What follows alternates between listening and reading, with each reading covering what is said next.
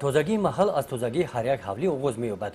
дар деҳаи гулгашт ин манзили истиқомати хайрулло аблоев мебошад. ӯ инсони дӯстдори табиати зебо аст. масоҳати замини назди ҳавлигиаш хурд бошад ҳам онро оқилона истифода намуда аз ҳамин замин се ҳосил мегирад. дар гӯшае ба паррандапарварӣ машғул аст. аз ин машғулият ҳамасолат даромади хуб мегирад. амаки хайрулло аз даромади ҳосили замин имсол манзили истиқоматиашро таъмир кард. дар саҳни ҳавлӣ ва берун аз он гул шинонид. панҷараҳои атрофи ҳавлиро ранг кард. ҳамин тавр ӯ ва аҳли оила дар тозагии муҳити табиат саҳм мегузоранд.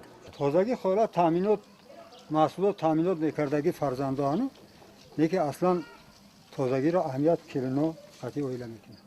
дар деҳаи гулгашт мисли амаки хайрулло сокинони деҳа барои сазовор истиқбол гирифтани ҷашни 26-умин солгарди истиқлолияти давлатии ҷумҳурии тоҷикистон моҳи август дар деҳа ба корҳои ободонӣ машғул ҳастанд.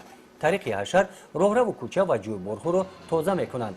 дар аксияи тозагии соҳил ва маҳал ки рӯзи 12 август гузаронида шуд, сокинон фаъолона иштирок карда ин гӯшаи деҳаро аз партов тоза карданд.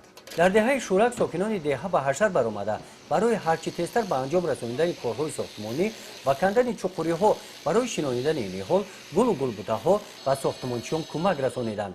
ин бинои мактаб аз ду ошёна иборат аст. дар оғози соли нави таҳсил мавриди истифода қарор мегирад.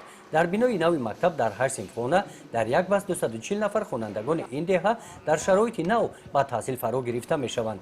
дар ин рӯзҳо дар шоҳроҳи мошингузар тариқи ҳашар аз шафади роҳ хору алафҳои бегона тоза карда шуданд. ин занон сокинони деҳаи ҳулбек дар шоҳроҳи восеъ темурмалик балҷимон зиёда аз 3 километри шафати роҳро аз хору хаст тоза карданд. мақсади асосии гузарондани аксия ин пеш аз ҳама тоза ва озода нигоҳ доштани ҳифзи муҳити зист ва безарар гардондани партовҳои маишӣ мебошад. тариқи ҳашар табибони беморхонаи рақамии 5 ҷамоати деҳот дар тозаву зебо нигоҳ доштани муҳити табиати гирду атрофи беморхона ва шафати шоҳро саҳми арзандаи худро гузоштанд. ин гулҳои рангоранг ва зебоии муҳити табиати гирду атрофи ин беморхона натиҷаи баргузории ин ҳашарҳо мебошад. кормандони ҷамоати деҳоти ба номи Мирали Маҳмадалиев бошанд дар ин рӯз дар гирду атрофи қасри фарҳанг ин гуна гулҳоро шинониданд.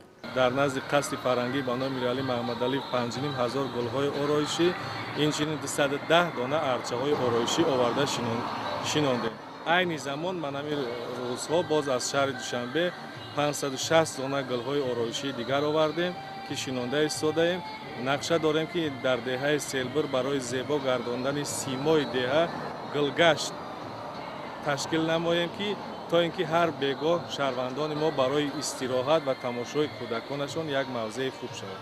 дар ҷамоати деҳоти ба номи Мирали Маҳмадалиев барои дар сатҳи баланд ҷашн гирифтани 26-умин солгарди истиқлолияти давлатии ҷумҳурии Тоҷикистон ба монанди Хайрулло Аблоев ва ҳамдеҳагони ӯ дар дигар деҳотҳо корҳои ободонӣ идома доранд.